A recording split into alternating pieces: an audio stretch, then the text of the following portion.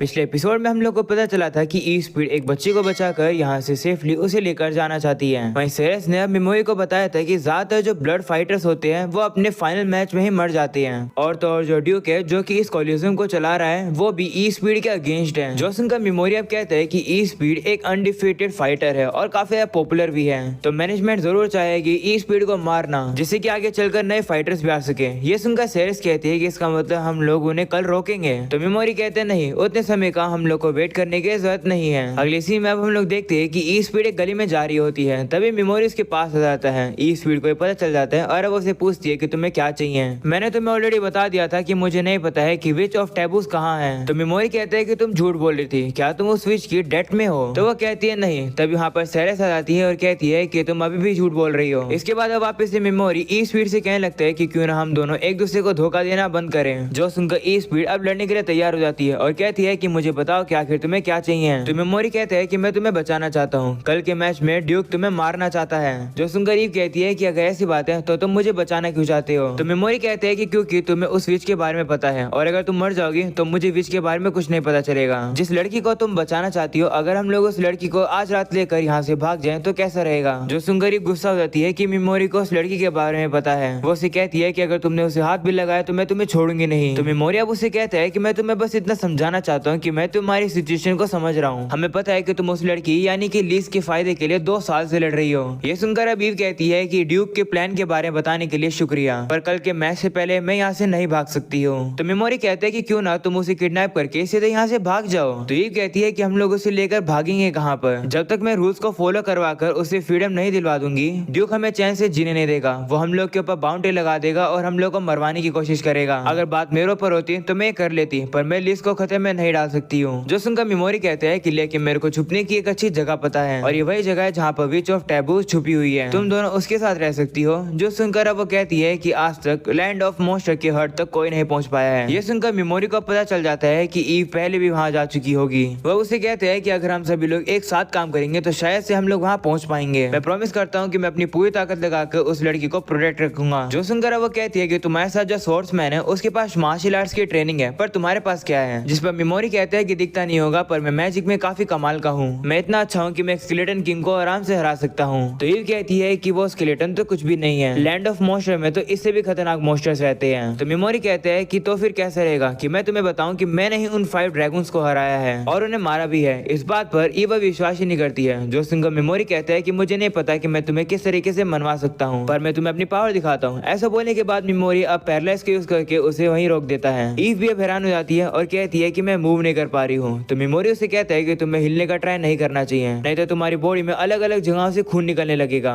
जो सुनकर ईव कहती है कि तो खतरनाक है। जिस पर मेमोरी कहते हैं हाँ, इसी खतरनाक पावर को यूज करके मैंने सिवेट को मारा है। तभी सेरेस भी ईव से कहने लगती है कि मैं भी तुम्हें एक प्रूफ देती हूँ, मैं सेरेस हूँ, वही जिसका 5 ड्रैगन्स पीछा कर रहे थे। मैंने उन लोगों को अपनी आंखों से मरते हुए देखा है और मेमोरी जो कह रहे हैं वो सब कुछ सही है। ये सुनकर ईव भी हैरान हो जाती है। मेमोरी अब ईव से कहते हैं कि तुम पर डिपेंड करता है कि तुम्हें मुझ पर विश्वास करना है या फिर नहीं। मैं तुम्हें बस अपनी पावर दिखाना चाहता था। ऐसा बोलकर वो ईव के ऊपर से पहले से हटा देता है। ईव भी अब उसे कहने लगती है कि तुम सही में पावरफुल हो, पर अब चाहे कुछ भी हो जाए मुझे कल का मैच लड़ना पड़ेगा। मैं हमारी खुद की फ्रीडम को खुद ही दिलाकर रहूंगी। मैचेस में जीतना ही हमेशा मेरा तरीका रहा है और मैं उस तरीके से भाग नहीं सकती हूँ और ना ही मैं तुम दोनों पर ट्रस्ट कर सकती हूँ। तो सेरेस कहती है कि लेकिन मेरे मास्टर तुम्हें बचाना चाहते हैं। जिस पर ईव कहती है कि क्या तुम ऐसे लोगों पर विश्वास करोगे जिनसे तुम एक ही दिन मिले हो? नहीं ना, तो मैं विश्वास नहीं करूंगी। जो सुनकर मेमोरी अब सोचता है कि ये मैंने एक्सपेक्ट किया था। वो उसे कहते हैं कि चलो मान लेते हैं कि तुम मैच जीत जाओगी, पर इसका क्या भरोसा है कि ड्यूक तुम्हें फ्रीडम दे देगा? उसकी बातें सुनकर मुझे तो लगता है कि वो एक घटिया पर्सन है। जो सुनकर ईव कहती है कि मुझे पता है कि वो अच्छा नहीं है, पर फिर भी वो एक इंसान है और जब भी मेरे रिजल्ट्स अच्छे आते हैं वो मेरी तारीफ करता है। मुझे लगता है कि जितना तुम कह रहे हो उतना वो हर्टलेस होगा तुम दोनों में से और ब्लड स्पोर्ट्स की दुनिया में से। ऑब्वियसली मैं ब्लड स्पोर्ट्स को ही चूज करूंगी और मैं अपना विश्वास वहीं रखूंगी। जो सुनकर मेमोरी कहता है कि तुम ऐसा क्यों करोगी? आखिर तुम इतना ज्यादा ब्लड स्पोर्ट में विश्वास क्यों करती हो? क्या तुम श्योर हो कि ऐसा तुम अपने आप को कन्विंस कराने के लिए नहीं बोल रही हो? ये सुनकर ईव काफी ज्यादा शौक हो जाती है। तो अब मेमोरी से कहता है कि मुझे पता है कि मैंने काफी सारी रूड चीजें बोल दी है, पर मैं सही में चाहता हूँ कि तुम कल जरूर जीतो। ऐसा बोलने के बाद वो शहर से कहता है चलो चलते हैं। जाने से पहले मेमोरी अब ईव से कहते हैं कि कल सुबह सुबह हम लोग सिटी से चले जाएंगे। हम लोग ब्रिज के पास जो बड़ा गेट है वहाँ पर तुम्हारा वेट करेंगे। अगर तुम्हारा दिमाग बदल जाता है तो तुम्हें वहाँ पर जरूर आना चाहिए हमारे साथ। ऐसा बोलकर वो लोग वहाँ से चले जाते हैं। दूसरी तरफ सेरेस मेमोरी से कहने लगती है कि माफ करना, मैंने बिना आपकी परमिशन के अपनी आइडेंटिटी रिवील कर कर दी। तो मेमोरी कहते हैं कोई बात नहीं, तुम्हारे ऐसे करने से हमारी आर्गुमेंट और ज्यादा कन्विंसिंग हो गई।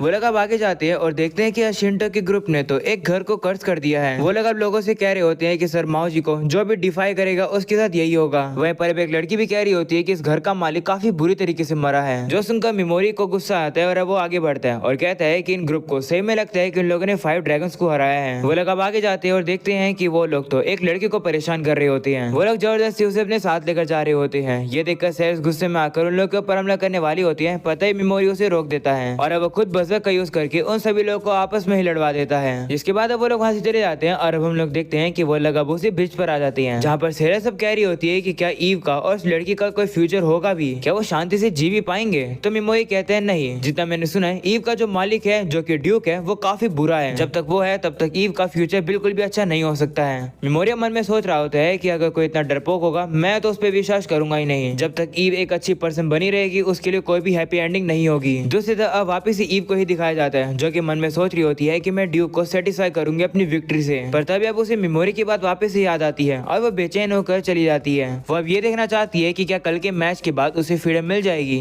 वो अब छुप कर देखती है कि जो ड्यूक होता है वो एक बंदे से बात कर रहा होता है कि ईव का कल काफी कमाल का मैच होगा। तो ड्यूक भी कहता है हाँ ऐसे ही होगा, ईव मर जाएगी ना जैसे हम लोगों ने प्लान किया है। ड्यूक अब कह रहा होता है कि मैच से पहले हम लोग उसे थोड़ा सा पैरालाइज कर देंगे जिससे कि वो मैच में मर जाए। वहीं पर ये सारी बातें सुनकर ईव काफी गुस्से में आ जाती है। ड्यूक अब कह रहा होता है कि मैंने काफी सारे चांस दिए ईव को शाइन करने के लिए, अंत तक वो एक बीस्ट रही है। कल हारने के बाद हम लोग उसकी चमड़ी को यूज करेंगे, काफी कमाल का रहेगा। तब वो ड्यूक का साथी भी कहते हैं हाँ पर हम लोग लिज का क्या करेंगे, क्या आप उसे फ्रीडम दे दोगे। तो ड्यूक कहते हैं कि सच बताऊं तो उसे मैं अपने पास रखूंगा। वो भी बच्ची है पर एक दिन वो काफी खूबसूरत लड़की बनेगी, तो उस समय पर मैं उसके साथ एंजॉय करूंगा और जब मैं उसे बोर हो जाऊंगा तो मैं उसे किसी वेयर हाउस में छोड़ दूंगा। तो बंदा उसे कहने लगता है कि लेकिन आपने ईव के साथ इतना टाइम स्पेंड किया, आपको उसके लिए कोई सिंपैथी नहीं है क्या। तब ड्यूक कहते हैं कि तुमने तो काफी अजीब क्वेश्चन पूछ लिया, एक जानवर के लिए कोई सिंपैथी दिखाता है क्या। ये सारी बातें सुनकर ईव अब काफी ज्यादा गुस्से में आ जाती है और अब उसे समझ आता है कि अगर उसे लिज को रेस्क्यू करना है तो उसे भागना ही होगा। वह वहाँ से जा रही होती है पर तभी वहाँ पर अशिंटो का लीडर मुआजी आ जाता है जो कि उसे कह रहा होता है कि कल के मैच के लिए मैं काफी ज्यादा एक्साइटेड हूँ। तभी अब वहाँ पर अशिंटो के और भी काफी सारे मेंबर्स आते हैं जो कि मुआजी को कुछ बताने चाहते हैं। वहीं पर ईव तो वहाँ से चली जाती है और वो सीधा उसी ब्रिज पर आ जाती है और वो सोचने लगती है कि क्या वो लोग यहाँ से चले गए हैं। पर तभी उसे पता चलता है कि वो लोग तो वहाँ से गए नहीं है। मेमोरी से कहते हैं कि जितना हमने एक्सपेक्ट किया था तुम तो उससे जल्दी आ गई, अगर तुम यहाँ पर आई हो इसका मतलब। तो वो उसे कहती है हाँ जैसे तुमने कहा था ड्यूक वैसे करने वाला है। तो मेमोरी अब उससे कहते हैं कि क्या हम लोग हमारे साथ उस लड़की को भी लेकर चलेंगे। तो ईव कहती है हाँ मैं उसे अकेला नहीं छोड़ सकती हूँ। तो मेमोरी उसे कहते हैं कि इसका मतलब तुम हमारे साथ लैंड ऑफ मोशंस में चलोगी ना। तो वो कहती है हाँ मेरे खुद के रीजन है पर मैं तुम्हें बता दूंगी कि आखिर वो विच कहाँ रहती है। मेमोरी भी कहते हैं ठीक है चलो चलकर उस लड़की को लेकर आते हैं। अगले सीन में अब हम लोग को दिखाया जाता है कि लिज की जो मालिक होती है वो उसे डांट रही होती है क्योंकि वो अच्छे से काम नहीं कर रही है। वहीं पर दुकान पे एक जो बंदा बैठा होता है वो तो अब लिज को छेड़ने ही लगता है। जो देखकर वो लेडी अब उस बंदे से कहती है कि उसको हाथ मत लगाओ क्योंकि काफी इंपोर्टेंट पर्सन ने कहा है कि वो एक दिन लिज को खरीदेगी। जिस पर वो बंदा कहने लगता है कि लेकिन लिज काफी ज्यादा शांत है, ना ही वो रोती है और ना ही वो स्माइल करती है, क्या तुम श्योर हो कि इसके पास इमोशंस है। जिस पर अब वो ओनर कहने लगती है कि हो सकता है कि एक्टिंग कर रही हो। ऐसा बोलने के बाद अब वो लिज को काफी मारने लगती है जिसकी वजह से वो नीचे भी गिर जाती है। वो लेडी अब कहने लगती है कि चलो देखते हैं कि कितनी देर तक सहन कर सकती है। वही लिज तो अब कोशिश कर रही होती है कि वो रोए ना। वो याद करती है कि ईव ने उसे खिलौना दिया था और कहा था कि हम लोग फ्रीडम पाकर रहेंगे। जो याद करके लिज कहती है कि मुझे भी अपनी बड़ी बहन यानी कि ईव की तरह ताकतवर बनना होगा।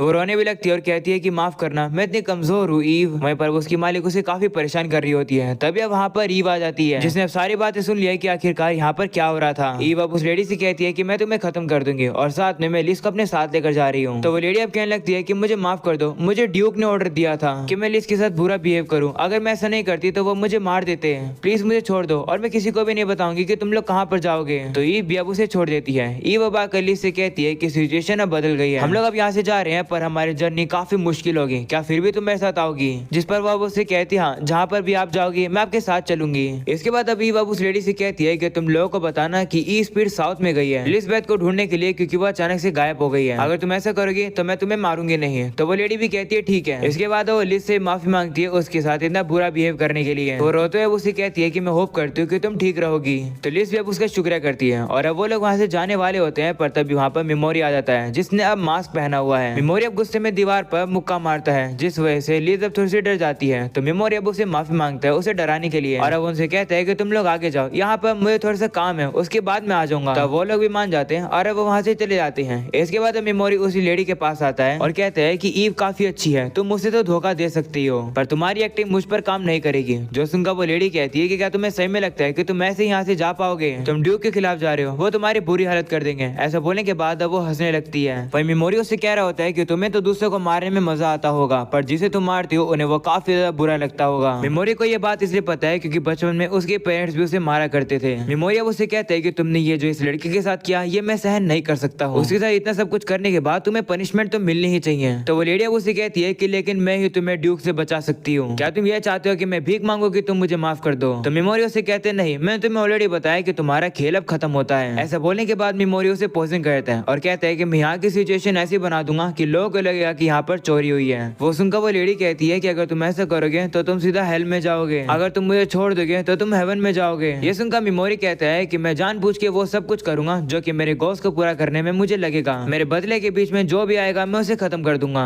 तुम खुद बेवकूफ हो, तुम और मैं दोनों ही हेल में जाएंगे। और अब अगले सीन में हम लोग देखते हैं कि मेमोरी उस लेडी को खत्म करके बाहर आ जाता है, जहाँ पर ईव अब उसे पूछती है कि तुमने उस लेडी का क्या किया। मेमोरी उसे बताता नहीं है और अब पूछता है कि क्या लिस्ट ठीक है, जिस पर वो कहती है हाँ। और अब वो लिस्ट से कहती है कि अपना इंट्रोडक्शन दो। तो लिस्ट भी बताती है कि मेरा असली नाम लिज़बेथ है पर तुम मुझे लिस्ट बुला सकते हो, मेरा कोई भी सरनेम नहीं है। तो मेमोरी ये सुनकर उसे कहते हैं कि मेरा नाम टोका है, मैंने हार्टी अपना झूठा नाम बताया था और ये जो सोर्समैन मेरे साथ है वो है सेरेस एशरेन। इसके बाद लिज़ा मेमोरी से कहने लगती है कि मैं कुछ भी करूंगी पर प्लीज मुझे मेरी बड़ी बहन ईव के साथ रहने देना। जिस पर मेमोरी कहते हैं कि हम लोग खतरनाक जगहों पर जाने वाले हैं जहाँ पर हम लोग अपनी जान भी गवा सकते हैं। तो लिज कहती है कि मुझे से फर्क नहीं पड़ता, मुझे बस अपनी बड़ी बहन के साथ रहना है। तो मेमोरी भी मान जाता है और वो कहते हैं ठीक है तुम हमारे साथ आ सकती हो। तभी अभी मेमोरी से कहती है कि पता नहीं क्यों पर मुझे एक पानी जैसी आवाज आ रही है। तो मेमोरी से कहते हैं कि ये पानी जैसी चीज पिगी मारू की है। इसके बाद हम लोग देखते हैं कि मेमोरी उन लोगों की दोस्ती पिगी मारू से करवा देता है। और अब अगले सीन में ई मेमोरी से कहती है कि मैं तुम लोग को बताऊंगी कि विच ऑफ टैबूज कहाँ रहती है और उससे पहले मैं जानना चाहती हूँ कि आखिर तुम मुझसे मिलना क्यों चाहते हो। तो मेमोरी उसे कहते हैं कि मेरे पास एक फॉरबिडन मैजिक का स्क्रॉल है जिस पर एंशिएंट मैजिक से लिखा गया है और उसे डिकोड करना काफी मुश्किल है और मैंने सुना है कि जो विच ऑफ टैबूज है वो उसे पढ़ पाएगी, तो इसलिए मैं उसे मिलना चाहता हूँ। जो सुनकर ईव कहती है कि क्या इसका मतलब तुम उसको कोई नुकसान नहीं पहुंचाना चाहते हो। जिस पर मेमोरी कहते हैं कि अगर वो मुझे कोई नुकसान नहीं पहुंचाएगी तो मैं भी उसे नहीं पहुंचाऊंगा। तो ईव कहती है कि मैं एक नॉर्मल पर्सन हूँ, तुम्हारी तरह मैं फ्यूचर को प्रिडिक्ट नहीं कर सकती हूँ। जिस पर मेमोरी कहते हैं कि मैं भी प्रिडिक्ट नहीं कर सकता हूँ। तभी ईव मेमोरी से कहती है कि मैं कसम खाती हूँ कि मैं तुम्हारे लिए लॉयल रहूंगी, मुझे भरोसा है कि तुम एक ट्रस्ट वर्दी पर्सन हो। जिस पर मेमोरी कहते हैं कि तुम उस पर विश्वास क्यों कर रही हो। जिस पर वो कहती है कि तुम मेरे ऊपर काफी खतरनाक तरीके यूज कर सकते थे उस विच की इन्फॉर्मेशन मुझसे पाने के लिए, तुम लिस्ट का भी यूज कर सकते थे मुझे धमकी देने के लिए, पर तुमने ऐसा नहीं किया। इससे पता चलता है कि तुम एक अच्छे पर्सन हो। तो मेमोरी अब उससे कहता है कि थोड़े समय पहले तुम ही कह रही थी ना कि तुम एक दिन में लोगों पर विश्वास नहीं करती हो। तो वो कहती है कि मुझे इतना तो पता चल गया कि विश्वास इस बात से डिटरमाइन नहीं करता है कि तुम एक पर्सन के साथ कितना टाइम स्पेंड कर चुके हो। इसके बाद अब वो लोग घोड़े पर बैठकर आगे जाते हैं जहाँ पर सेरेस मेमोरी से कहती है कि क्या लिस्ट को लैंड ऑफ मोशन में ले जाना ठीक रहेगा। तो मेमोरी कहते हैं हाँ, चाहे कुछ भी हो जाए मैं उसे प्रोटेक्ट करके रहूंगा, कुछ भी हो जाए मैं उसे और ईव को विच ऑफ टैबूज के पास पहुंचा कर रहूंगा। जो सुनकर सेरेस कहती है कि तुम काफी दयालु हो। तो मेमोरी कहता है कि मेरे पास और भी रीजन है उन्हें अपनी पार्टी में ऐड करने के लिए, और वो ये है कि ईव पहले भी लैंड ऑफ मोशन में जा चुकी है और विच के साथ उसके कनेक्शंस भी हैं, तो विच को अप्रोच करना काफी इजी रहेगा। और रही बात लिस्ट की, तो कहा जाता है कि वो जो विच है वो भी एक डार्क एल्फ है लिस्ट की तरह ही। तो हम लोग एक ऐसे विजिटर्स होंगे जिसने एक यंग लड़की को बचाया, वो भी उसकी स्पीसीज के ही। अगर उसे ये बात पता चलेगी तो वो जरूर हमसे बात करना चाहेगी।